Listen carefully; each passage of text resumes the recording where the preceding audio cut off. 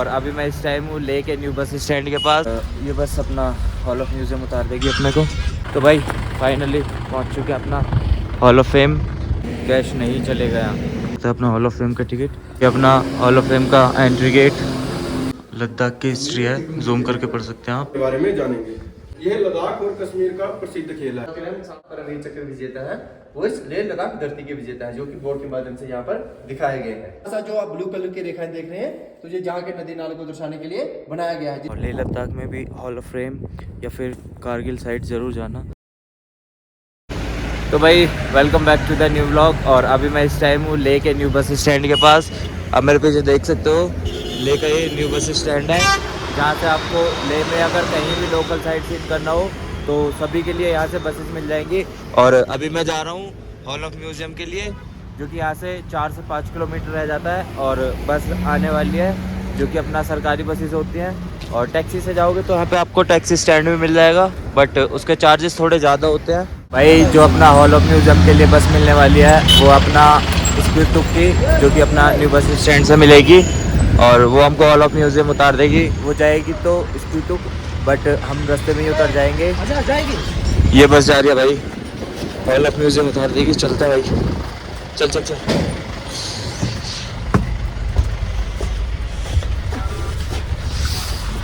भाई बैठ चुके हैं और ये बस अपना हॉल ऑफ म्यूज़ियम उतार देगी अपने को। ये भाई सामने अपना ले एयरपोर्ट कारगिल और श्रीनगर के लिए चला जाता है। और सामने वाला चला जाएगा अपना मनाली के लिए। भाई पूरा ले में कहीं भी चले जाओ आपको ये प्यारे प्यारे माउंटेन्स मिलेंगे देखने को। और पेड़ वगैरह तो नहीं होते इनमें, बिकॉज ऑक्सीजन की बहुत ज़्यादा कमी होती है क्योंकि हाई ऑल्टीट्यूड पे है। ये भाई सामने जो चल रही है अपनी बाउंड्री, ये पूरी एयरपोर्ट की बाउंड्री चल रही है, कुशोक वाकुला रिम्पोची एयरपोर्ट की।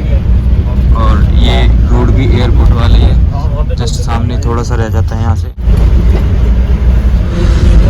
ये भाई अपना ले एयरपोर्ट, और इसी से थोड़ा आगे पड़ेगा अपना 2 से 2.5 किलोमीटर रह जाता है हॉल ऑफ फेम। ये भाई सामने सारे आर्मी के क्वार्टर हैं जहाँ पे।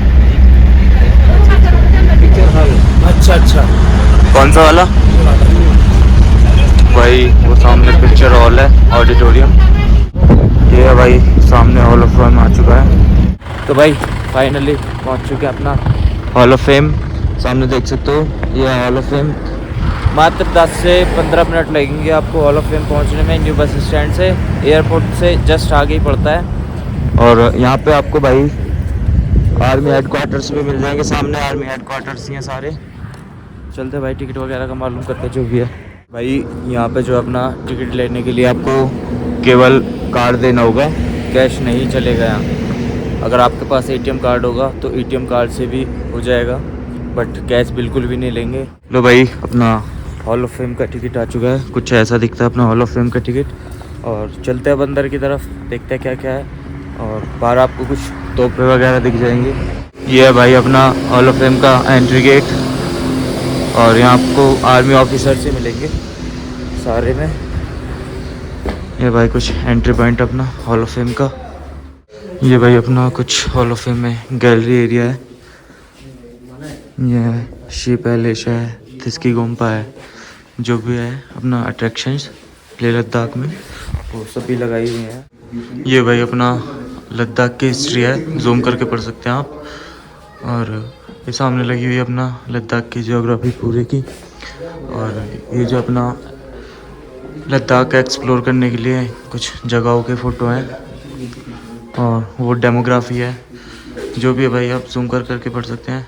तो भाई अब आ चुके हैं। ये सामने कुछ लद्दाख के ड्रेसेस हैं। ये ईस्ट लद्दाख की ड्रेसेस हैं।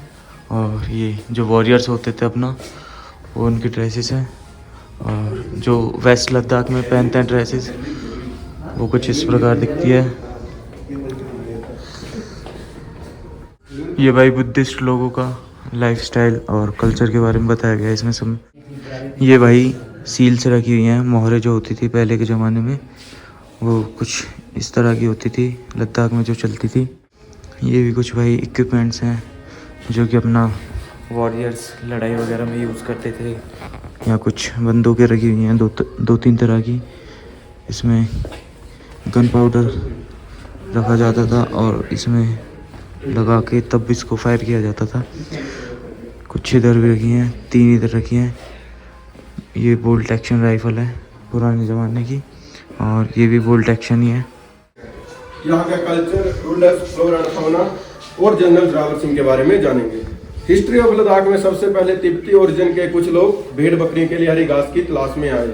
उन्हें हरी घास तो नहीं मिली पर वे यहीं पे बस गई, जिन्हें हम चांद पास के नाम से जानते हैं। तो हमें जोजिला पास क्रॉस करना पड़ता है और हिमाचल से होकर लद्दाख में की जाता था। धीरे धीरे इसे यहाँ के खेलों में शामिल किया गया। आज यहाँ तीरंदाजी की प्रतियोगिता कराई जाती है। पोलो, यह लद्दाख और कश्मीर का प्रसिद्ध खेल है। ये पंडितों ने बौद्ध धर्म का प्रचार किया और यहाँ के लोग इन्हें भगवान के रूप में पूजते हैं। प्रेयर फ्लैग्स, ये फ्लैग्स आपको सड़कों, मोनेस्ट्री, पैलेस के किनारे देखने को मिलेंगे। इन्हें जमीन पर रखना अशुभ माना जाता है। प्रेयर व्हील्स, ये व्हील्स आपको मोनेस्ट्री और सड़कों के किनारे मिलेंगे। इन्हें क्लॉकवाइज घुमाया जाता है। इनके घुमाने से विवेक की उत्पत्ति होती है। चोटन्स, जब प्राचीन समय में गांव के मुखिया की मृत्यु हो जाती थी तो उनकी अस्थियों के साथ उनकी हड्डियों को भी दबा। एप्रिकॉट यहाँ का बहुत ही प्रसिद्ध फ्रूट है। इसे खाने के बाद इसके बीज का तेल निकाल के मसलों में लगाते हैं, जो कि लाभदायक होता है। ब्लैक नेक क्रेन्स, ये आपको मुरान लेक की तरफ देखने को मिलेंगे। नमग्याल यहाँ के प्रसिद्ध राजा थे और सोनम नमग्याल यहाँ के आखिरी राजा थे। यहाँ तक अधिकतर नमग्याल डेंसिटी का ही राज रहा है। इनकी डेंसिटी के लोग आज भी यहाँ पे रहते हैं। और कारगिल वाली साइड आ रहे लोग इस प्रकार के कपड़े पहनते हैं और बोरिया राजा के होते इस प्रकार के कपड़े पहनते हैं। 86 ईस्वी में हिमाचल प्रदेश के बिलासपुर डिस्ट्रिक्ट में हुआ। मात्र 16 साल की आयु में जमीनी विवाद के कारण इनसे चचेरे भाई की हत्या होगी और ये हरिद्वार भाग गए। वहां से एक किश्तवाड़ गए और एक जगीदार के घर नौकर का काम करने लगे। वहां पे इन्होंने अपने तीरंदाजी और तलवारबाजी से महारता हासिल की और डोगरा के राजा गुलाब सिंह की सेना ज्वाइन की। डोगरा के राजा गुलाब सिंह ने इनकी काबिलियत को देखते हुए बहुत ही जल्द सेना में वजीर के पद पर नियुक्त कर दिया। उसके बाद इन्होंने कई प्रांतों को जीता और कुछ मिलिट्री रिफॉर्म्स भी किए। अपने शासनकाल में इन्होंने 3 कैंपेन चलाए: लद्दाख कैंपेन, बल्टिस्तान कैंपेन और तिब्बत कैंपेन। लद्दाख कैंपेन में इन्होंने डोगरा वंश को स्थापित किया। इसमें इन्होंने 3 एक्सपीडिशन किए। फर्स्ट लद्दाख एक्सपीडिशन, इन्होंने यहाँ के राजा सिप्यार नमग्याल को हटाकर स्टोक प्लेस भेजा और सालाना 20,000 कर और 50,000 इनका विद्रोह शुरू कर दिया। तो ये झांसर रूट से होते हुए आए और उन्हें सरप्राइज करके हरा दिया और यहाँ पे जोरावर फोर्ट बनाए और अपने 300 सैनिक छोड़। जोरावर सिंह ने मौके का फायदा देखते उन पर आक्रमण किया और उन्हें हरा दिया और मोहम्मद शाह को यहाँ का राजा बना दिया और सालाना 7,000 कर लेने की संधि की। अपने 10,000 सैनिकों के साथ तिब्बती और चीनी सेना पर 3 कोल्लम में आक्रमण किया और उन्हें हरा दिया और टकलाकोट तक पहुंच गए। वहां से एक मानसरोवर और माउंट एवरेस्ट घुड़सवार ने इनके सीने में बल्ला मारा और ये वीर गति को प्राप्त हो गए। आज भी टकलाकोट में इनकी समाधि बनी हुई है।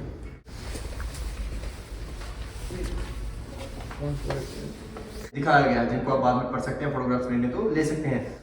तक के कैप्चर वेपन है, इनके फोटोग्राफ्स लेने हो तो ले सकते हैं। अभी बात करें परमवीर चक्र विजेता है, वो इस लेह लद्दाख धरती के विजेता है, जो कि बोर्ड के माध्यम से यहाँ पर दिखाए गए हैं। ठीक है सर। फर्स्ट 2 जो 1962 चाइना वॉर के परमवीर चक्र विजेता है। थर्ड वन जो 1987 में ऑपरेशन मेघदूत चलाया गया उनके परमवीर चक्र विजेता है। और लास्ट जो 4 है जो 1999 कारगिल वॉर के परमवीर चक्र विजेता है।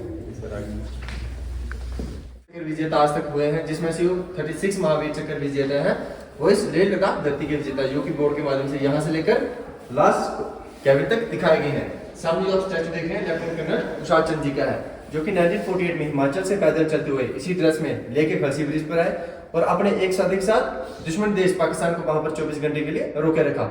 जब पाकिस्तान सेना का थ्रेट बढ़ता गया तब इनकी रीइंफोर्समेंट में इनके चचेरे भाई लेफ्टिनेंट जिवांग रिंचिन, जो कि लद्दाख स्काउट के थे। जब 1947-48 में पाकिस्तानियों ने कव्वाली के रूप में लद्दाख के साथ नुब्रा वैली पर भी कब्जा करना चाहा, तब ये नुब्रा वैली के लोकल सिविलियन थे। तब इनकी एज मात्र 17 ईयर्स थी।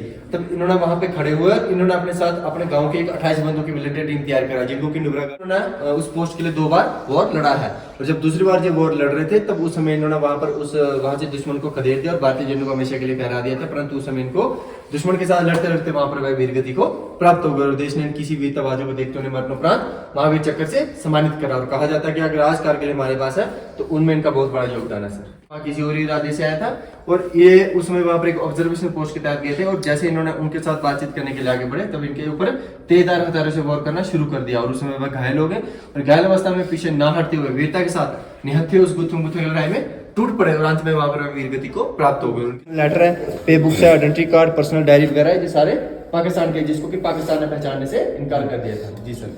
इसको पियानो की शेप में बनाने का एक ही मकसद है, ताकि आपको प्लेन एरिया से हाई एल्टीट्यूड एरिया के बारे में ब्रीफ किया जा सके। ये येलो पार्ट आप देख रहे हैं, ये प्लेन एरिया, जिसमें हिमाचल का बिलासपुर, पंजाब का पठानकोट और जम्मू का उधमपुर।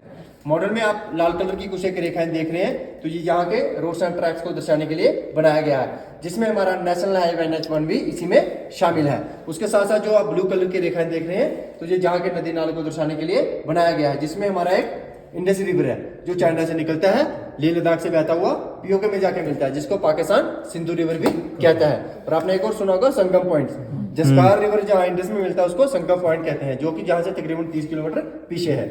मॉडल में ग्रीन कलर की रेखा LOC को दर्शाती है, लाइन ऑफ कंट्रोल।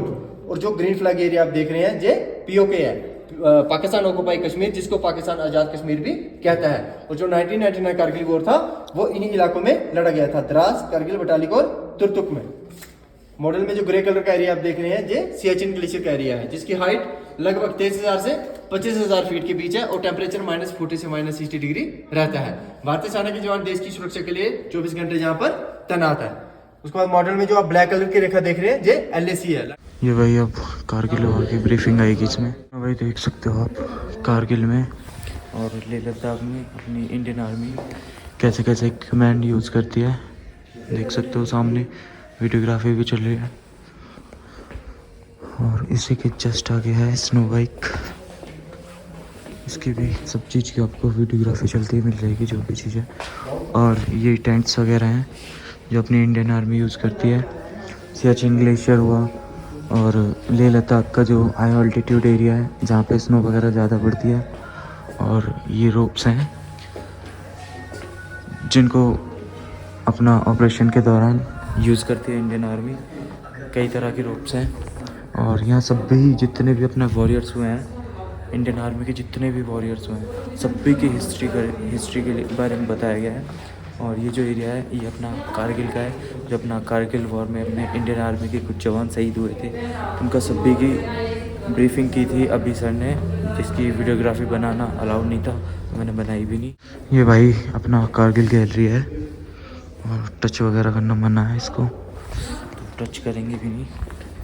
भाई अब मैं बाहर की तरफ आ चुका हूँ, बैक साइड में, और जो भी अपने वॉरियर्स हुए हैं, जैसा आप देखोगे अगर कारगिल वगैरह जाओगे तो वहाँ पे भी ऐसे ही एक म्यूज़ियम टाइप बनाया है, ऐसे ही यहाँ पे बनाया हुआ है, जिसमें जितने भी वॉरियर्स अपने इंडियन आर्मी के जवान शहीद हुए हैं कारगिल वॉर में, और जो भी अभी तक शहीद हुए हैं, जितनी भी वॉर्स हुई हैं, चाइना के साथ हुई हों, जो पाकिस्तान के साथ हुई हों, सभी के जितने भी शहीद थे उनके बारे में बताया गया है। सभी की गैलरीज अलग अलग बनाई हुई हैं, जैसे कारगिल की गैलरी होगी, और जब इंडो चाइना वॉर हुआ था उसकी भी गैलरी है, कितने जवान शहीद हुए थे। अभी सर ने ब्रीफिंग भी दी थी उसकी, तो जितना मेरे से कवर हो पाया मैंने उसको कवर किया है। बाकी वीडियोग्राफी ज़्यादा अलाउड नहीं थी, जहाँ तक थी वहाँ की बनाई है मैंने। और ये कुछ सेटिंग अरेंजमेंट है, जिससे कि यहाँ कोई सेरेमनी वगैरह ऑर्गेनाइज़ कराते होंगे, तो वो यहाँ बैठ के उसको देख सकते हो आप। भाई वो सामने देख सकते हो, वो एक मेमोरियल बनाया हुआ है, वॉर मेमोरियल है वो भी एक। और भाई एक बार आप लेह लद्दाख ज़रूर आना, और लेह लद्दाख में भी हॉल ऑफ फेम या फिर कारगिल साइड ज़रूर जाना, ताकि आपको पता चल सके कि अपनी इंडियन आर्मी ने अपने देश को बचाने के लिए कितना कुछ बलिदान किया है, और कहाँ कहाँ तक। भाई एक बार ब्रीफिंग सुन के देखना, यहाँ पे आके इंडियन आर्मी के जवान देंगे, ऑफिसर्स देंगे आपको ब्रीफिंग, जितनी भी गैलरीज है सबकी ब्रीफिंग दे देंगे आपको। और भाई सैल्यूट है इंडियन आर्मी को कि इतने हाई ऑल्टीट्यूड पे और इतनी ज़्यादा बर्फ़ होने के बाद भी अपने देश को प्रोटेक्ट कर रहे हैं। और उसमें बताया गया है कि जो भी आपने हिस्ट्री शायद देखी होगी या नहीं देखी होगी, पढ़ी हो नहीं पढ़ी हो, बट अगर आप यहाँ आओगे तो आपको सब चीज़ के बारे में पता चलेगा। तो भाई अब आ चुके अपना हॉल ऑफ फेम से बाहर की तरफ, और ये कुछ सामने अपना शौर्य स्थल बना हुआ है, जो कि कारगिल वॉर में अपने इंडियन आर्मी के जवान शहीद हुए थे, उनकी याद में बनाया हुआ है। जैसा कारगिल में मिलेगा आपको, ऐसा ही यहाँ पे बनाया हुआ है लेह में शौर्य स्थल हॉल ऑफ फेम में। तो भाई आई होप ब्लॉग काफ़ी अच्छा लगा होगा आपको। अगर अच्छा लगा है तो please like comment share subscribe जो करना बिल्कुल भी ना भूलें, और इस ब्लॉग को रखेंगे यहीं तक। मिलते हैं किसी नेक्स्ट ब्लॉग में। Thanks for watching. जय हिंद।